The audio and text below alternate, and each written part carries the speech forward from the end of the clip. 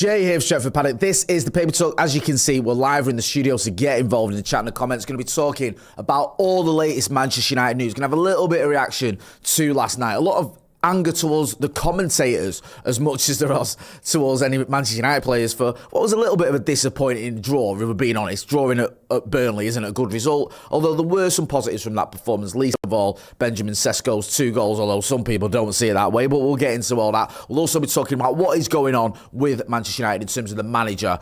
Is Darren Fletcher going to keep the job for a bit longer? Is it going to be Ole Gunnar Solskjaer? Is it going to be Michael Carrick? Is it going to be someone else? We'll get into all that, so make sure you are hitting that like button.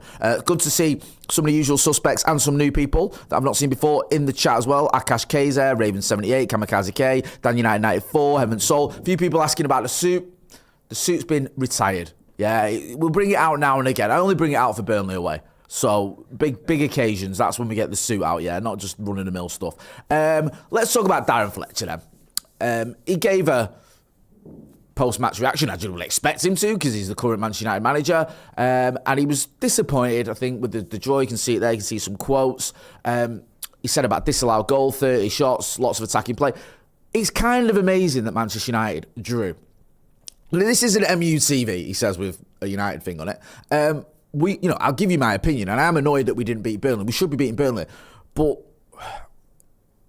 I hate using this word, but I'm going to use it. We were pretty unlucky that we didn't get anything out of that game, well, more out of that game than a draw, because they had one shot and ended up with 2 goals. That disallowed goal was not a foul for me. Martinez on Kyle Walker is not a foul any day of the week. Have you seen Kyle Walker, right? He goes down like he's been shoved over. He's barely been touched. This is the same Kyle Walker who's one of the strongest players in the league, who's someone who can go toe-to-toe with any striker and stay on his feet, and all of a sudden he's falling to the floor because 5'9" Lisandro Martinez puts his hands on him barely. It wasn't a foul. I was disappointed that wasn't given. I know you can argue, well, Manchester United had more than enough opportunities. Thank you, producer, for a glass of water. Had more than enough opportunities to win it after that, and I get it. But still, it shouldn't have been a disallowed goal. They had some goal line clearances. Shea Lacey hit the crossbar. To be honest with you, if that had gone in, I don't think I'd be here now, because I probably would have just exploded. So it was a bit annoying that we didn't get anything out of that game. But that's the way it is. Goals were coming for Sesko. There's a little thing here that the manager said about Benjamin Sesko. He said, I was so happy for him. I spoke to him yesterday and we presented a video showing his movement and showing his goals, just showing how it is coming, and he needs to keep believing in the players, need to get more service to him. He did that tonight and scored 2 great goals, a real positive night for Ben. There you go. That shows Darren Fletcher's positive impact on the United team. We showed Benjamin Sesko some videos. We said, look, this is what you're about. We told the team they need to get the ball to him more, and he's got 2 goals. Is that a coincidence? Does anyone think, that's irrelevant? I don't. I think it kind of makes sense, doesn't it? Cause and effect. He looks at Benjamin Sesko. He tried to work with him. He showed him some videos. He told the players he needs to give him more service. And he scored 2 goals. He doubled his goal tally for the season in that game. So I don't think that is a coincidence. And I think Benjamin Sesko is a class player. And I think the thing with Sesko is, it's easy to praise him after he scored 2 goals. It's easy to go, yeah, he's the right guy. But I think when you've seen him not scoring, even when things haven't gone his way, you can see there's still a player there. And I can see why a lot of people believed in him. And I hate all these comparisons. He's just another Rasmus Højlund. He's not. And I've said this all along. He's better than Rasmus Højlund. I'm not trying to hate on Højlund, but he just is. You watch Benjamin Sesko, you watch his movement, you watch his touch, you watch everything about him, you watch his reputation, watch the amount of goals he scored in his career. For me, he's a better player than Rasmus Højlund, yeah? And that comparison doesn't do anyone any favours. He did need more goals. He needed to get his confidence up. And when you need more goals and you need your confidence going up, a ball from Bruno Fernandes, like the one we saw yesterday, is just what the doctor ordered. So, I mean, that through ball was fantastic, but the finish was good as well. And the finish for the second one was absolutely sublime. Not an easy finish. Opened up his body. Did what he should have done on Ellen Road. Let the ball come across him and finish. But it was even harder because it was on the volley. Great finish. 2 goals. Could have even had a third, had a couple more shots on target. I always want my strikers to hit the target. Yes, you've got to do more than just hit the target. You have to, make it difficult for the keeper or whatever, but at the very least hit the target. And he kept doing that last night, Benjamin Sesko, and it's no coincidence. He kept hitting the target and he got himself a couple of goals. Deserves a lot of praise. So you would think. However, other people who, used to manage Villa and Spurs before they got sacked have other ideas. I got this from Sully Talks. I could have picked it from anyone.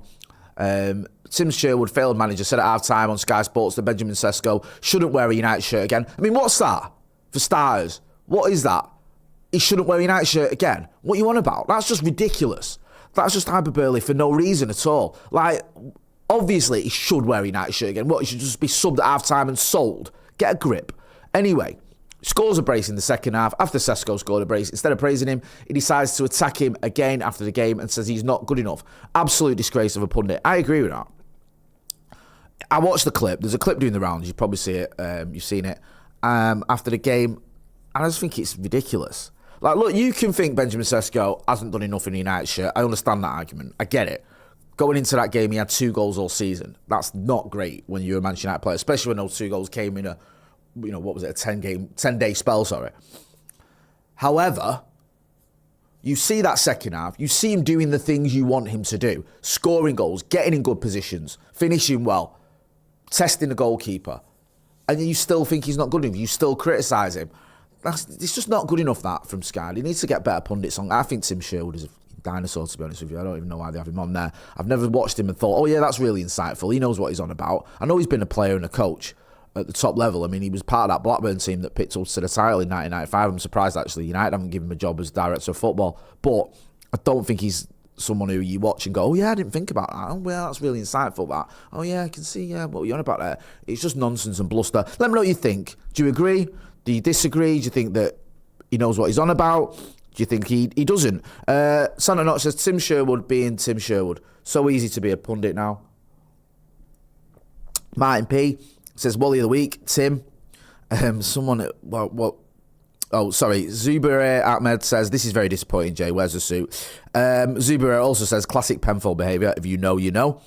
Akash K says, it amazes me. Pundits like Tim Sherwood want to bash young players, but they never seem to want to give them praise, especially after Sesko's well-taken second goal. Dan United 94 says, it's statistically true that United are unbeaten whenever Jay Motti has worn a suit. Yeah, I think that is true, but we also haven't won. Yeah, there's people just laying into Tim Sherwood and saying names that I won't repeat, but I agree with. Let's talk about the next manager then. And do hit that like button, please, people.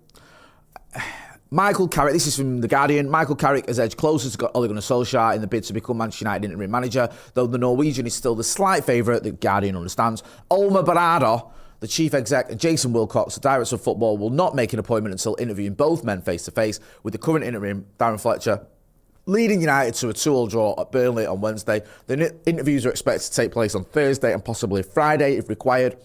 After the draw at Turf Moor, Fletcher said he will be in charge again for the FA Cup tie against Brighton at Old Trafford on Sunday. The Scots said, they've informed me they liked me to take the team for Sunday. There was a feeling that might have been the case from Monday, but we wanted to focus on Burnley. But yeah, I'm tasked with leading the team on Sunday, so all my focus and energy goes to that now. If Barada and Wilcox decide to appoint Solskjaer, who becomes the caretaker manager for a second time following his spell of 2018 in December and March 2019, it's thought Carrick would consider being his assistant. Let me know what you think about this, about Ole Gunnar Solskjaer potentially coming back as caretaker manager, about Michael Carrick, even Darren Fletcher maybe still being sort of having his hat in the ring. Is he being considered for the job till the end of the season? I don't see why not. Let me know what you think. I spoke about this last night on Watch Long. Look, till the end of the season, I understand if Ole came back, yeah? I get it. I know a lot of people don't like the idea of going backwards and all the rest of it. I think the board would have to make it clear, though, look, you're coming into the end of the season, almost regardless of what happens, because we kind of did that before where Ole came in as caretaker, smashed it, and then got given a job permanently. And whilst there was some highs there when Ole was the manager, finishing second and third, he's, considering how we do most seasons, he's very good. Getting to the Europa League final, I don't think you get too much props for that because Ruben Amorim did it and he didn't do him any favours. But ultimately, it didn't succeed. You don't get sacked because you've been a success. He failed. I don't take any pleasure in saying that because I love Ole, but it's the truth. So, can we learn from those mistakes? I think what you'd have to say is, right, you come in, get to the end of the season, and even if you get us Champions League football and win the FA Cup, we're going to bring someone else in the summer. And we have a short, the club should be looking at that right now and thinking, who is the man for the job who can take this club forward longer term? So I think that would have to happen. Personally, and this might even be more of just a feeling rather than anything tactically or experience-wise, I just quite like the idea of Michael Carrick. I think he carries himself very well. I think he had a decent spell as caretaker. I know it was very short, was it a few games? I know it sounds daft. He just looks like a United manager when he's in that dugout in his suit and that. Someone who loves a suit. And also, I think with Carrick, you get the feeling it's less going backwards. I know they've both been caretaker, but Ole was manager as well for a couple of years, wasn't it, and got sacked. Carrick was a manager or caretaker for a few games and then left on a high, having beaten Arsenal, got us into the top 4 before Ralph Rangnick came in and everything went to pot. So it would feel a little bit different. It wouldn't feel like the club are going backwards as such. And I think that sometimes can sort of build a narrative that can harm you. If everyone's like, oh, United under the mud, United going backwards. You go, look, Michael Carrick, who's done a good job before as caretaker, he's come back to the club. He's going to manage us to the end of the season and then someone else is going to come in. And people would get that. People would understand that. I think that could be the better option for me. Let me know what you think. You might not want either of them. If you don't, who do you want? Give me a shout. Colin Coupleditch says, what are the chances of Steve McLaren coming back as an assistant? I have not heard his name as a suggestion. Would anyone like to see Steve McLaren back as an assistant? Santa Knott says, I'd give Fletcher another month, give him at least some chance to show what he's made of. I think you could do that, to be honest with you, Notch. I think that's not the worst shout, because I don't think if you gave it another month, Michael Carrick and Ole Gunnar Solskjaer are going to be off the market. I think if you said to Fletcher, right, you've got till, I don't know, middle of February, we'll see what you're about, and if he's doing really well, and if we're in that top 4 or top 5, and you think, you know what, we're through in the FA Cup, things are all right, give him to the end of the season, let's give him that. I don't think that's a bad idea, but it sounds like the club aren't going to do that, from what we hear. Dan United 94, Jay, can you start a podcast with Omar Brada called Bald Lang Syne? Yeah, I will do. Frogman says Merlenstein would be a better choice. I think with Rennie Merlenstein, he'd be a good coach. I don't know if he'd come in as a manager. I don't know if that would work. I like Rennie. We've had him on the channel a couple of times. Great guy. When you chat to him, sound like Donald Trump. Great guy. Such a great guy. But when you chat to him, you can understand why he gets stuff out of players. He's got one of those voices and that sort of persona that you just like when he explains things to you. Even someone who's as stupid as me can understand it. And you're like, oh yeah, I could see why this is a guy who can get the best out of players as a coach. Very, very highly regarded and was part of that successful Manchester United era. I know all the era under Sir Alex Ferguson was successful, but Rennie, towards the end, we did win a Champions League. We did get to 3 finals. We did win a load of Premier League titles as well. Even by Sir Alex Ferguson standards, that was a very successful period when Rennie was there. So I can understand why him coming as a coach would be good. I think is he working somewhere in a minute? I don't know. I can't remember. Eric the King says, leave it with Fletcher. GGMU says, get them both back, but 100% in the summer, we need a more recognised coach. Something like Nagelsmann, who was part of the Red Bull setup along with Vavell. Yeah, Christopher Vavell apparently didn't get on with Amorim. That was a bit of a talking point, or a bit of a sticking point, I should say. Get involved in the chat. Let me know what you think. Let's talk about these Bacola links. United report that one of the teams eyeing up a move for Paris Saint-Germain forward Bradley Bacola. How do you say it? Barcola. I thought so. I thought I was saying it wrong. Barcola. Ahead of a crucial period in his future, the French forward is a contender to leave the European champions, with L'Equipe claiming that he would be a real topic at the end of the season. I've seen him a few times for PSG. He doesn't always start, does he? He comes off the bench quite a lot, or just start some games. I've seen him in the Champions League. For me, a very talented player. Also, a very frustrating one. I'm not seeing loads of him. So if you watch more of PSG than I do, and it's not hard, if you watch any of PSG, you probably watch more of him than I do. Let me know what you think. Get involved in the chat in the comments. I would be a little bit wary of this one. I just feel like he's a little bit frustrating. I don't know how much he's going to cost. I don't know what his wage is going to be like. I don't know. I'm a bit underwhelmed. Oh, there you go. Sorry. What? That's Jan Diamand. He's coming into PSG to replace Barkley. So Jan Diamand is coming in, but that's going to cost 87 million. I'm not interested in Barkley, to be honest with you. Let me know what you think. You might disagree. Let's talk about Emmanuel Ugarte. Did okay yesterday. I think the bar's pretty low with Emmanuel Ugarte. I thought he did all right. But did he do enough to make you think that United need to keep him? I'm not so sure. I mean, it's a bit hard, isn't it? Just for your first... So you've not had many starts this season. He's had a few recently. But I do feel for players when they're coming into the side, him not played much. And like I said, I don't think he was particularly bad. But there's plans about him going to Ajax. Ajax have identified Emmanuel Ugarte as a possible number 6 signing this month, according to Dutch outlet VI. Excuse me. The report claims the Uruguay international is open to a move to Amsterdam after struggling to adapt to the Premier League. The Dutch side are keen to bring Ugarte on loan for the rest of the season. However, his reported 120 grand a week salary is set to be an issue, with United facing the prospect of the compromise on the percentage Ajax pays. I don't think he's going anywhere. I'll be honest with you. I don't get why you would let a midfielder go in January. He did say January. Bring that back up. I think it said going out on loan straight away.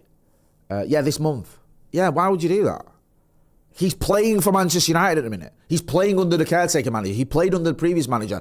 He might not be great. He might not be good enough. And I don't think Manuel Ugarte is good enough, personally. I think you do need to move him on, but I think you move him on in the summer. I don't think losing a midfielder is a good look at the minute. And like I said about his performance at Burnley, he did a job. It's not like he's completely useless to you. Letting a midfielder go right now, weakening the squad, makes zero sense. Work with the players you've got. It doesn't look like we're going to bring anyone in. So the last thing you want to do is let anyone go. Or you might argue, well, we can let Ugarte go and we can bring in Conor Gallagher or Ruben Neves or whatever. I'm pretty underwhelmed with both of those ideas, to be honest with you. But I just think keep him for the time being. He's getting minutes. He's being used. I don't think any players should go out on loan who are being used at the moment. I think we need to keep the squad we've got, challenge for the top 5, top 4, and then we can sort it out in the summer. And I think in the summer, unless he does something amazing between now and then, I think he will go, and I think he should. I don't think he's been good enough personally. Akash cases, as the jury, Jay would say, the jury's still out on your guy. I think it's edging towards the verdict's coming. Frog Manrab says Collier is on loan. No, he's not. He's returned to the club. I mentioned that in my news the other day. And also, Collier wasn't getting any minutes. Manuel Ugarte has literally been starting for Manchester United, so it's not really the same. Off topic, says Eric the King, but have you seen the stamp on Dorgu by Walker? I saw this last night, and I could tell Walker knew he'd messed up because he was so apologetic towards Dorgu that you could see he thought, hang on a minute. I don't think it was that bad. I might be wrong. I've not seen it again. I need to watch it again. But if you've watched it a few times and you think it was bad and it's a red card or whatever, let me know, because I've got no desire to stick up for Kyle Walker in any stretch of the imagination. Jake in the box says, when will we see Jay suited up again? I don't know, man. Next time I'm in court. Bless you, Frogman Rab. Sorry, Jay, I need to listen more. Don't worry about it. I get criticised for not listening enough all the time in our house. Let's talk about Inzaghi. Simone Inzaghi rejects Manchester United. Where's this from?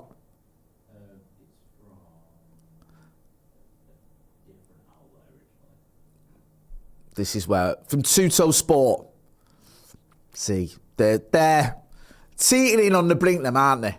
Hey, Tuto Sport. They're claiming that Inzaghi said no thanks without even entering detailed discussions. Well, that's all right. So he's ruled himself out without being asked.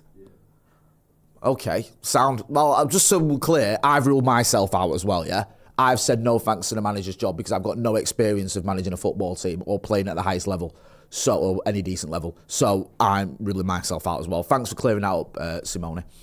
Let's talk about Fletcher at Brighton. I think we've already touched on this. Yep, he'll be staying. He's going to be in charge at Brighton. Big game against Brighton. Manchester United need a win there, or need a win at Old Trafford against Brighton, because it's the FA Cup. It's our only chance of silverware. And I can't face a season of just kicking around 6th and 7th, and don't say it, and just sort of, having no silverware or even the prospects of silverware to look forward to, and getting knocked out of both cups in the first hurdle and only having 40 games in a season. What's that about? Come on, Fletch. You got this. He's a football genius. Right, I'm going to leave it there. Thank you to everyone who got involved in the chat and the comments. Make sure you're hitting like, share, and subscribe. Also, let me put a little link here into the chat. And make sure you check out, that's a link there, I'll pin it, a link to the merch. We've got a load of merch there, you can see a little graphic there. So go and check us out. Top quality merch, and it helps support the channel. We appreciate all of you, and thanks to everyone who has supported the channel over the years, and long may it continue. Make sure you subscribe to the channel as well. We've got some big interviews coming up. We're going to be getting Laurie back on the channel. We're going to get Nathan Salt back on the channel. We're going to be finding out what they've got to say about everything that is going on at Manchester United. So hit like, share, and subscribe. I've been Jay Moy. This has been The Paper Talk. Thanks for watching.